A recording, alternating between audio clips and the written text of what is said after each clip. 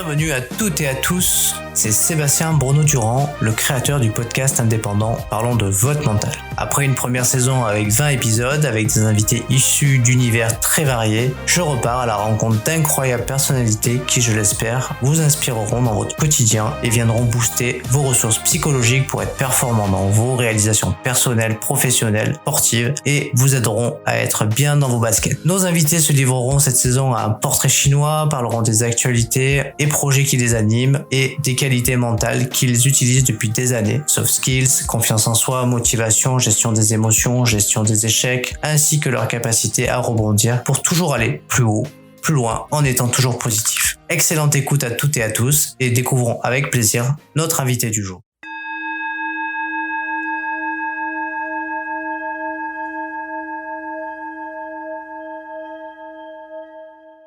Bienvenue à toutes et à tous dans un nouvel épisode de Parlons de votre mental.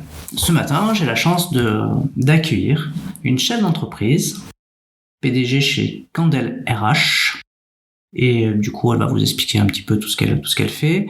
Et j'ai le plaisir du coup d'accueillir sur le podcast Elodie Toledano. Salut Elodie. Salut Sébastien, merci beaucoup. Alors merci d'être là. Merci à toi. Très content de pouvoir accueillir une chef d'entreprise avec un super parcours divers et varié qui t'a amené à l'entrepreneuriat, mais qui à la base c'était pas ça, non, c'était autre chose. Pas le but, ouais. Et du coup, est-ce que tu pourrais te présenter un petit peu? Alors sans rentrer trop dans les détails, parce qu'après on reviendra sur ton parcours. D'accord. Mais juste te présenter. D'accord, écoute, en quelques mots, je suis consultante auditeur des organismes de formation et je suis aussi formatrice en bilan de compétences et VAE. Donc c'est un chemin que je mets en place pour travailler dans la formation et apporter tout ce que j'ai pu apprendre tout au long de mon parcours professionnel. Bon, super. On a déjà un petit bout et on va commencer tout de suite par le traditionnel portrait chinois qu'on fait dans le podcast. Et ensuite, on reviendra bien évidemment sur la thématique qui nous concerne, c'est-à-dire parler de ton mental, de ton parcours et plein d'éléments de la préparation mentale. Alors, le portrait chinois, t'es OK, t'es prête? C'est parti. Allons-y. D'accord, allez, on part. Si tu étais une couleur, oui. Quelle couleur serais-tu et pourquoi? Alors, je serais la couleur bleue. Pourquoi? Parce que le bleu, d'abord, ça me fait penser au ciel et à la mer. Et en fait, comme c'est infini, alors, j'adore cette couleur. Ça me fait penser à l'horizon et à l'infini. Parfait. Prochaine question. Ouais. Imagine, tu pars vivre sur une île déserte. Ouais. Et tu ne peux amener qu'un seul livre avec toi. Wow. Quel livre tu prendrais? Wow. Je prendrais le livre qui s'appelle La pensée positive de Sarah Youssef. C'est un livre que j'adore, qui m'a accompagnée dans plusieurs périodes de ma vie. Et à chaque fois que je le relis, je vais bien. Quel est le moment de la journée que tu préfères? C'est une bonne question. Le moment de la journée que je préfère, le matin. Le matin, avant d'amener les enfants à l'école. Un petit moment où je me recentre, où je prends un petit peu de temps pour m'organiser, voilà, je suis avec moi-même. J'ai un petit temps comme ça. Alors, c'est pas un entretien d'embauche. Ouais. Mais si tu devais être une qualité, quelle qualité serais-tu et pourquoi? Wow. Si je devais être une qualité de partage, parce que j'adore le partage. Ça guide ma vie. J'ai besoin de partager, j'ai besoin de transmettre, j'ai besoin de donner, mais le partage, c'est dans les deux sens. Donc, j'aime bien cette notion-là de partage avec les gens. Ça me fait vivre. Ok, pour le partage. Une belle valeur, le partage, important. Sans oublier la gentillesse et la bienveillance. Ça va avec. Ça va avec. Si tu devais choisir un mot, ça serait quoi comme mot? Excellence. Excellence. Et pourquoi excellence? Parce que j'adore l'excellence. Ok. Donc... J'adore quand c'est excellent et quand c'est pointu et quand c'est Quand c'est brillant. Ok. Si tu étais un objet, quel objet serais-tu? Dur, hein, ces questions. Un objet, là, comme ça, là, un micro. Un micro. Tiens, d'ailleurs, là. Et ben voilà. Alors, pourquoi le micro? Le micro, on a des choses à dire. Donc, le micro, c'est l'objet qui va permettre de transmettre ce que j'ai envie de dire. Comme on le fait aujourd'hui. Exactement. Je te donne la parole. Exactement. Alors, c'est une question un petit peu que je pose de temps en temps, mais toi, déjà, tu as eu plusieurs métiers. Mais si tu devais aujourd'hui en choisir un autre, lequel métier choisirais-tu? C'est une bonne question. Mais écoute, je serais danseuse. Ça n'a rien à voir. Ça n'a rien à voir. Danseuse parce que d'abord parce que j'adore la danse et que ça a toujours été un élément qui me permet de me ressourcer, mais c'est aussi un moyen d'expression autre que par la parole, et donc j'adore la danse. C'est de l'expression corporelle. Ah ouais. Bah justement, j'ai interviewé une danseuse chorégraphe juste avant toi. Ben voilà. T'aurais dû me la présenter. On te la présentera. Ok, bah écoute, on a fait un peu le tour de ce portrait chinois. Mais quoique, encore une ou deux petites questions. Est-ce que tu es gourmande? Alors, si tu devais être un plat cuisiné, quel plat serais-tu? Un plat cuisiné? Alors, on peut pas être une pâtisserie? Si, ça va venir après ça. D'accord. Un plat cuisiné, moi j'aime bien quand c'est raffiné. Je serais je sais pas là, tu me poses une colle là. Hein. Bon, déjà c'est un plat de poisson, ne me demande pas pourquoi, c'est ce qui me vient à l'esprit là maintenant. Et je sais pas là, c'est dur là. Un plat que tu aimes? Mais j'aime tout. Un plat que tu préfères parmi le tout? Mais c'est pas cuisiné. Moi, j'aime j'aime ce qui est frais. J'aime les salades fraîcheur. Une salade fraîcheur. Ok. Voilà. Bon, non. C'est pas très cuisiné, mais bon. On enchaîne sur la pâtisserie alors. Alors, on enchaîne sur la pâtisserie. Parle-moi de pâtisserie. Là, j'ai des choses à dire, tu vois. Alors? Un gâteau au chocolat. Ok, tout simple. Voilà. Bah ouais. Ok, on finira sur le gâteau au chocolat. On finit sur le gâteau au chocolat. Et puis pour le mental, on va mettre une petite cerise sur le gâteau au chocolat. C'est ça. Merci pour ce portrait chinois. Merci à toi. Alors on enchaîne. On va revenir sur ton parcours. Ouais. Est-ce que tu peux nous l'expliquer un petit peu ton parcours? Parce qu'il est quand même très très riche. Ouais. Tu as fait plein de choses. Alors sans forcément rentrer dans les détails, mais du coup tu viens d'où avant d'avoir été entrepreneuse, chef d'entreprise? Ok. Alors, écoute, j'ai commencé en fait ma carrière professionnelle en tant que prof de sciences de la vie et de la terre. Donc j'ai été enseignante dans un lycée pendant une dizaine d'années. J'ai enseigné, j'adorais ça et j'adore toujours ça. Et ensuite, au bout d'une dizaine d'années, je sentais que j'étais en train de bouillir et que j'avais envie de faire autre chose. Et j'ai eu l'opportunité de devenir directrice d'école. Et j'ai saisi cette opportunité. Et j'y suis allée, quoi. Alors, ça a été une très, très belle expérience. C'était la première fois que je mettais mon nez dans le management, dans la communication, dans le pilotage de projets. Bon, je le faisais en tant qu'enseignante, mais c'est différent. J'ai adoré ça. Et du coup, j'ai fait une très jolie formation qui a duré 2 ans et demi, avec des chefs d'établissement scolaire où justement, on a appris le management. Ça m'a ouvert des portes. Et du coup, j'ai quitté le monde scolaire et j'ai occupé un poste de RH dans une clinique. Donc, j'ai travaillé dans les ressources humaines.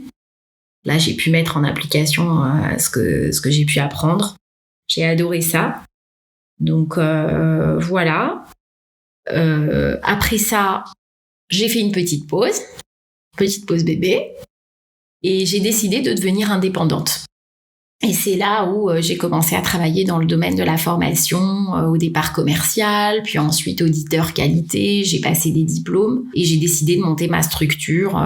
Et c'est là que Candel RH est née et que j'ai monté donc cette société de conseil. Voilà, où j'ai commencé à faire vraiment ce que j'aime et de manière indépendante. Et après, voilà, j'ai monté mon organisme de formation et aujourd'hui, ce que je propose, c'est de la formation qui me ressemble, où je travaille sur tout ce que j'ai pu apprendre dans mon parcours professionnel la gestion des ressources humaines, le management, le leadership, l'accompagnement à la reconversion professionnelle.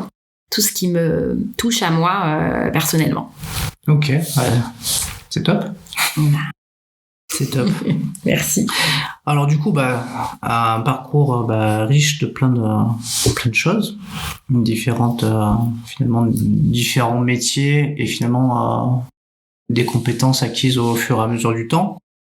Si tu te retournes là et que tu regardes dans le rétroviseur, de quoi tu es le plus satisfaite aujourd'hui ? D'avoir construit une famille. Ok. Et sur le plan professionnel ? Sur le plan professionnel, je suis très satisfaite d'avoir exploré tous ces boulots à fond. Et donc, je suis très satisfaite d'avoir enseigné et d'avoir appris à échanger avec des jeunes. Je suis très contente d'avoir dirigé, managé des équipes adultes et donc travaillé avec un autre univers. Et sur la partie ressources humaines, j'ai un peu fait le mélange de tout ce que j'avais appris. Donc, je suis satisfaite de chaque job que j'ai pu avoir. Si je te dis rendre possible l'impossible, est-ce que ça te parle ? Complètement. Tu peux nous en dire plus par rapport à ton parcours ? Par rapport à mon parcours, quand j'étais enseignante, je pensais que c'était impossible de quitter le monde scolaire. Et je pensais que c'était impossible d'être indépendante parce que t'as fait des sciences toute ta vie et que tu peux pas aller travailler dans une entreprise ni apporter ta plus-value parce que tu sais rien faire d'autre, Élodie. Et en fait, la vie a fait que tout est possible. Voilà. Et que force de volonté, de motivation, tout est possible. Ok. Alors, on a fait un peu le tour de ton parcours. Là, on va vraiment rentrer dans le vif du sujet, c'est-à-dire on va parler de ton mental. Si tu devais définir ce mot mental, quelle définition tu poserais dessus ? Alors, pour moi, le mental, c'est la force intérieure. C'est l'équilibre intérieur que tu as pour avancer dans ton chemin de vie. Mental égale force pour moi. Le mental, c'est quelque chose que tu cultives, que tu construis, que tu renforces au fur et à mesure du temps. Si tu devais faire un autoportrait de quelqu'un qui a un bon mental, tu le définirais comment ? C'est quelqu'un qui a un bon équilibre corps, cœur, émotion. C'est quand tu es aligné avec toi-même. Et que t'es bien physiquement, t'es bien moralement, t'es bien dans tes perspectives de vie, t'es aligné, quoi. C'est ça pour moi, quelqu'un qui a un bon mental. On enchaîne sur une autre question. Aujourd'hui, t'es chef d'entreprise, donc du coup, tu prends à bras le corps plein de choses. Est-ce que tu te prépares mentalement ? Oui. Ok. Et qu'est-ce que tu fais alors pour te préparer mentalement ? Quels sont tes secrets ? Bon, alors moi, j'ai plein de... j'ai plein de secrets. Mais concrètement, comment je fais pour me préparer mentalement ? Bon, déjà, j'essaie d'avoir une activité physique régulière. C'est pas toujours facile, mais en tous les cas, c'est quelque chose que j'ai mis en place parce que c'est important. La deuxième chose, c'est que j'ai besoin de me recentrer. Très souvent, j'ai besoin de me recentrer, d'être seule avec moi-même, de prier. Voilà, ça, c'est quelque chose qui me permet, on parlait de force intérieure tout à l'heure, de consolider ma force intérieure. Et puis la troisième chose, c'est que j'échange avec des professionnels ou des experts sur certains sujets, sur certaines thématiques pour justement travailler ce mental. Donc en fait, je suis pas seule dans ma bulle à travailler ce mental, je m'entoure de gens bienveillants ou inspirants. Pour les gens inspirants et bienveillants. c'est ce que je fais souvent dans le podcast. Finalement, je vais aller chercher des gens souvent inspirants et bienveillants qui vont pouvoir un peu inspirer plein d'autres gens. Et donc, tu en fais partie, puisque finalement, tous les gens qui aimeraient faire de la reconversion professionnelle, mais finalement, on peut le faire. Il suffit juste de s'y mettre. C'est ça. Il suffit juste de s'y mettre. Si je te dis l'enthousiasme, est-ce que pour toi, c'est une qualité primordiale pour le mental ? Ouais, complètement. L'enthousiasme, ça anime une personne, hein. Ça anime et ça se diffuse, ça se transmet, c'est communicatif. Donc ouais, complètement. Moi je dis que l'enthousiasme, ouais, c'est une valeur importante. Alors, l'enthousiasme, est-ce que selon toi, il est important de se connecter avec soi-même pour le mental, pour avoir un bon mental? Complètement. On en a un peu parlé, mais oui, se connecter avec soi-même, c'est ce qui, selon moi, hein, c'est ce qui permet d'abord de se recentrer, de bien se comprendre, de bien se connaître et de savoir aussi ce qu'on a envie de donner, de transmettre ou de partager. Et donc, si on se connaît pas bien, on va pas être complètement soi-même. Donc, oui, c'est important. C'est fondamental même. Si je te parle de confiance, qu'est-ce que ça t'évoque? Ouais, dur. La confiance. Il y a la confiance en soi. Ça aussi, c'est une donnée qui est fondamentale pour avancer dans la vie. Et pareil, ça aussi, ça se construit. En fait, on ne naît pas avec une confiance en soi comme ça, impeccable, imperméable dès le départ. Enfin, ça dépend les personnes. Mais la confiance, c'est nécessaire aussi pour avancer dans son chemin de vie. Je pense qu'il ne faut pas confondre la confiance et l'estime. Ouais, je vois ce que tu veux dire. Parce que souvent, au départ, je pense que notre éducation nous permet de construire l'estime de soi-même, de nos enfants, et ensuite la confiance, elle s'acquiert avec l'expérience, c'est-à-dire avec les briques qu'on met, et du coup, c'est comme ça qu'on arrive à prendre confiance, c'est-à-dire que c'est dans l'action et c'est en faisant qu'on prend conscience qu'on arrive à faire les choses. Ouais. Et à mettre en application, et du coup, ça te donne plus de confiance en. C'est ça. Justement, toi, ta confiance, tu l'as construite comment? Est-ce que tu as confiance déjà? Ah ben oui, sinon Alors comment tu l'as construite cette confiance? Je l'ai construite à travers tout mon parcours, en fait. C'est mon parcours de vie personnel et professionnel qui m'a permis de la construire, cette confiance en moi.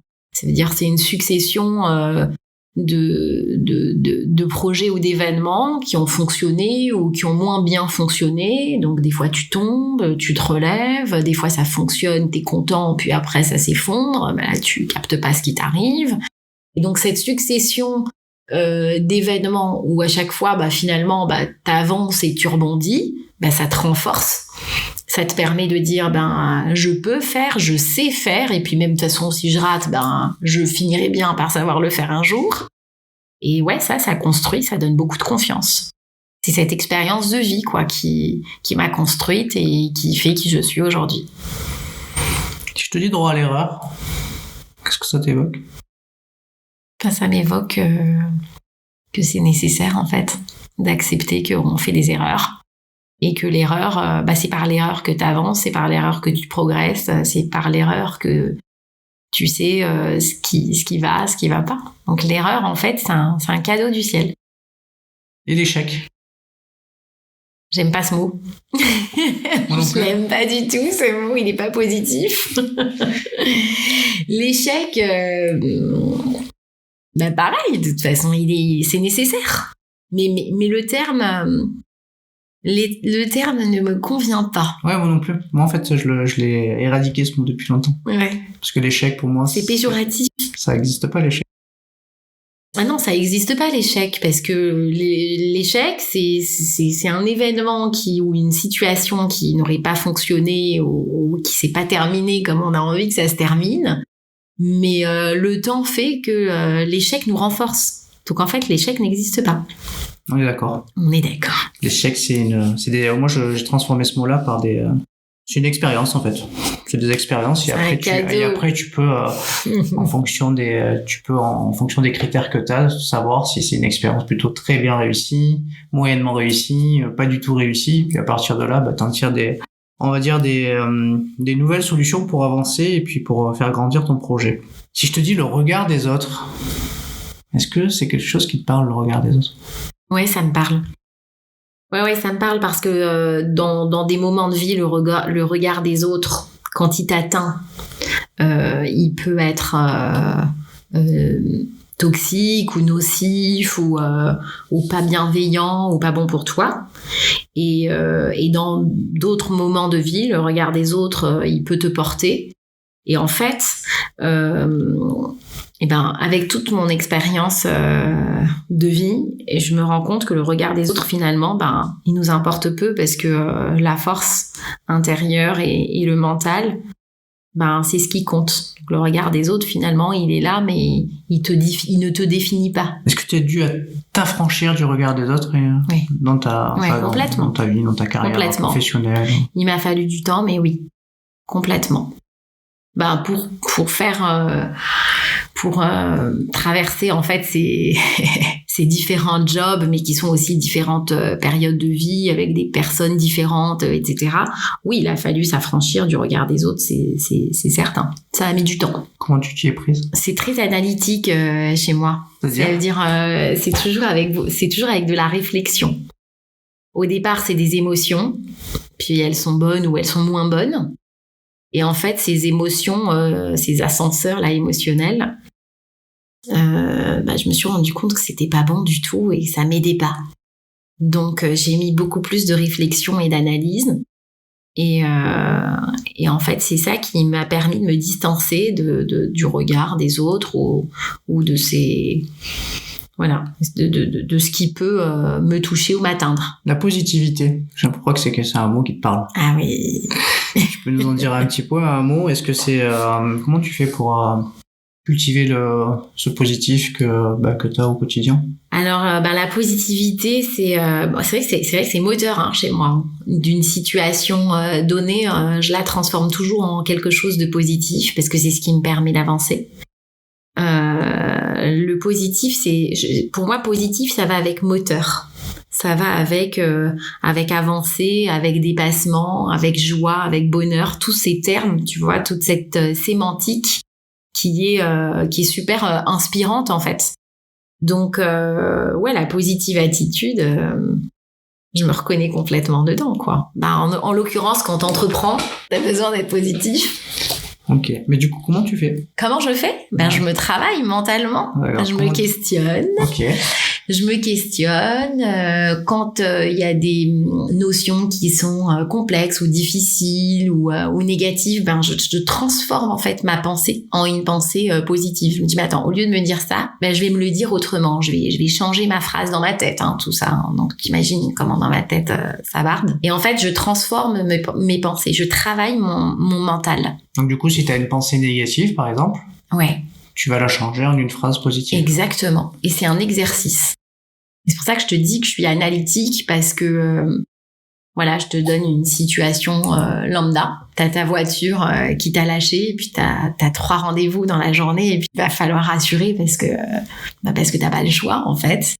Et tu commences par dire la journée pourrie, mal commencé, ma voiture elle s'est cassée, comment je vais faire et t'es pas bien. Et après t'as 3 minutes pour réfléchir à une solution et surtout à être positive parce que tu peux pas aller au rendez-vous avec ces idées négatives quoi. Sinon tu vas les laisser transparaître. Donc je me fais le mental. Bon, ok, la voiture s'est cassée. Bon, écoute, ça va me permettre de changer les roues depuis le temps. C'est l'occasion. Et puis, je vais prendre un Uber. Du coup, je vais pouvoir dormir sur le chemin. Ça va me faire beaucoup de bien. Je vais peut-être pouvoir appeler mes parents, prendre le temps pour eux. Et du coup, je vais pouvoir répondre à mes mails. Je me fais tout un scénario positif pour que la journée soit meilleure. Bien. C'est un exemple. Finalement, c'est bien de pas avoir de voiture. Finalement, c'était pas mal, la voiture cassée. Alors, on va attaquer la thématique de la motivation. Ouais. Bon, t'es péchu, t'as l'air hyper motivé. Ouais. Comment tu fais pour développer cette motivation? Quels sont tes trucs? Est-ce que t'as des rituels, des astuces? Comment tu fais pour la perpétuer au quotidien, chaque jour? Parce que la vie d'entrepreneur, c'est pas simple. Donc, ouais. En fait, la motivation chez moi, elle part de ma vie en fait, de la vie que je mène. Donc j'ai une grande motivation, c'est mes enfants, c'est comment j'ai envie qu'ils me voient. Tu vois, eux, leur regard il est important pour moi. Quel modèle j'ai envie de leur donner, qui j'ai envie d'être en fait pour eux. Eux, c'est vraiment, ils sont ma motivation. Donc ça part de là déjà.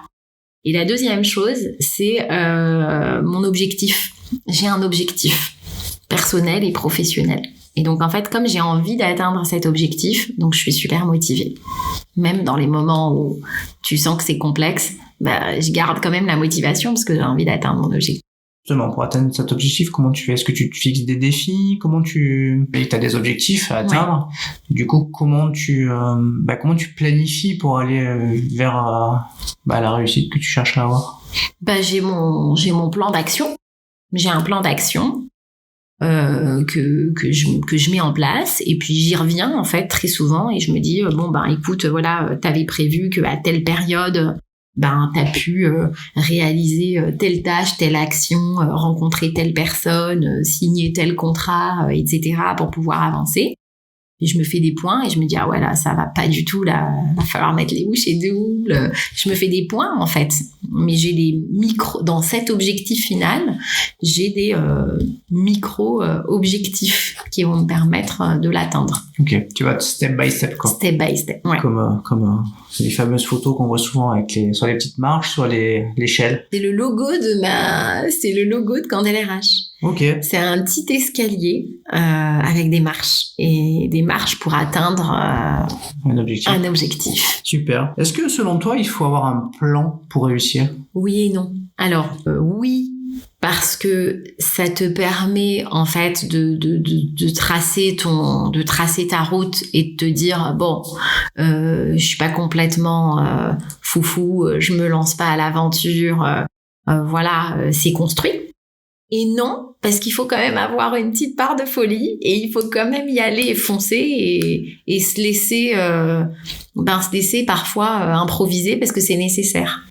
Donc le plan d'action, c'est pour ça que j'ai dit oui et non. Il faut un peu des deux.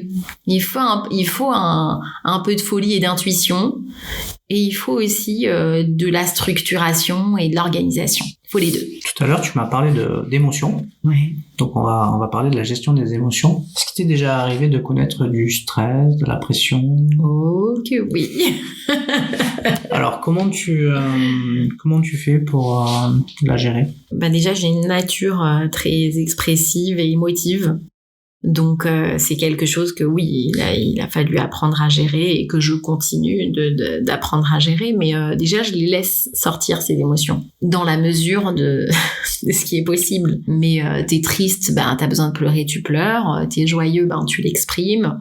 T'es en colère, tu l'exprimes, mais d'une manière régulée. Tu vois, ta colère, tu vas l'exprimer dans un sport ou dans de l'écriture, parce que ça aide, mais tu l'exprimes, tu la gardes pas. Voilà, et en fait, c'est un peu comme ça que j'appréhende la gestion des émotions. Après, il y a des émotions qui sont plus fortes que d'autres. Où là, des fois, avec beaucoup d'humilité, t'as besoin d'aide, quoi. Voilà. Donc, quand il y a besoin d'aide, tu demandes de l'aide. Est-ce que tu as des techniques que tu utilises pour te relaxer quand tu as, je sais pas, un coup de stress, un coup de pression? Est-ce que... je t'ai dit tout à l'heure. Parce que du coup, tu peux pas aller mettre tes gants de boxe. Non, je peux pas mettre les gants de boxe, mais tu peux anticiper. Ok. Tu vois, tu peux anticiper le truc. C'est-à-dire, tu sais que tu vas avoir une semaine hyper chargée, ou à la fin, tu vas être sur les rotules, tu sais que tu vas être fatigué, etc. Donc, tu anticipes le moment de lâcher prise. Par exemple, grande semaine en perspective. Je sais que d'ici jeudi, va falloir faire 1 heure de danse ou 1 heure d'écriture ou 1 heure de quelque chose qui va me détendre pour aborder la suite avec plus de sérénité et de paisibilité, quoi. Comment tu fais? Donc, tu as un agenda très chargé, je le sais, pour optimiser ta concentration sur toutes les tâches que tu te donnes à faire. Je m'organise. En fait, c'est vraiment l'organisation ou la structuration qui m'aide. C'est-à-dire que quand tu sais que tu vas avoir des rendez-vous où c'est un échange, ça demande une certaine concentration. Mais quand tu sais que tu vas avoir un rendez-vous avec un client qui nécessite que tu mettes toute ta concentration, toute ton énergie, que tu peux pas répondre au téléphone, que on a besoin de toi à 1000% pendant un temps défini, j'organise ce moment. C'est-à-dire, je l'anticipe et dans ma tête et dans mon planning pour pouvoir être efficiente au maximum. C'est un peu comme ça que j'avance. On va parler de détermination. Donc, je sais que tu es déterminé à réussir. à faire des grandes choses, à aller vers l'excellence. L'excellence. Souvent on dit que pour avoir une force mentale, il ne faut rien lâcher. Qu'est-ce que tu en penses, toi? J'en pense que oui. En fait, on peut la tourner autrement, la phrase. La détermination, ouais, j'ai envie de réaliser quelque chose, je suis déterminée, je lâche pas. Je vais aller au bout de ce projet ou de cet objectif ou de cette intention. Maintenant, s'il y a des moments où il faut lâcher, des lâcher prises ponctuelles, où tu dis bon ok là ça marche pas, je vais lâcher parce que j'y suis pas. Donc t'es moins dans ce combat de je vais y arriver ou dans ce challenge. Mais après ça revient parce que comme t'es déterminé, ça revient. Donc t'as des moments de lâcher prise où il faut lâcher l'objectif pour pouvoir se recentrer ou faire autre chose et ensuite y revenir avec plus de force et de détermination. Ok, c'est de l'intermittent. On va dire ça comme ça, ouais. C'est de l'alternance. Alors on arrive sur, on arrive sur la fin de l'épisode. Oui. On arrive à plein de questions. Je te remercie. Merci à toi. Il va falloir conclure. Et tu sais que dans le podcast, la conclusion, je la laisse toujours à mon invité. Est-ce que tu as un message que tu aimerais faire passer en lien avec ce que t'aimes ou en lien avec, je sais pas, quelque chose qui te tient à cœur? Bah écoute, il y a une phrase en fait qui revient toujours dans mon esprit. C'est un leitmotiv. Je pense que c'est aussi extrêmement moteur. C'est écoute, pense bien et tout ira bien. Voilà, c'est une phrase qui m'aide au quotidien. Donc si je devais donner ou si je devais partager avec d'autres personnes comme moi, des indépendants, des chefs d'entreprise qui traversent pas simple ou bien des moments de gloire, c'est pense bien, tout ira bien. Et ça permet d'avancer. Donc c'est une phrase de positive attitude. Voilà. On va finir là-dessus. Ouais. Merci beaucoup. Merci à toi. Ou si on veut te joindre, si on veut prendre attache avec toi, ne serait-ce que pour échanger par rapport à ce que tu fais, comment on s'y... Déjà, on peut me contacter sur LinkedIn. Je suis accessible, Élodie Toledano. Ou bien sur mon site internet, www.candelrh.com. Dessus, il y a mes coordonnées, il y a mon mail, il y a les coordonnées téléphoniques. Et puis, je suis accessible, disponible. Super. Super. Voilà. Écoutez, merci à toi. À bientôt. À bientôt. Si t'es arrivé jusque-là, c'est que cet épisode t'a certainement plu. Alors, merci d'abord pour ton écoute et ta fidélité. Et pour te remercier, je t'offre un cadeau. 30 minutes de coaching avec moi pour t'aider sur le sujet que tu souhaites. Pour obtenir ton cadeau, laisse un avis et un commentaire sur Apple Podcast via iTunes et fais une copie d'écran, tu me l'envoies, je te la partage dans la foulée sur mes réseaux sociaux et je te contacte également pour que tu me parles de ton mental. Bye bye à toutes et à tous, on se retrouve très prochainement pour un prochain épisode.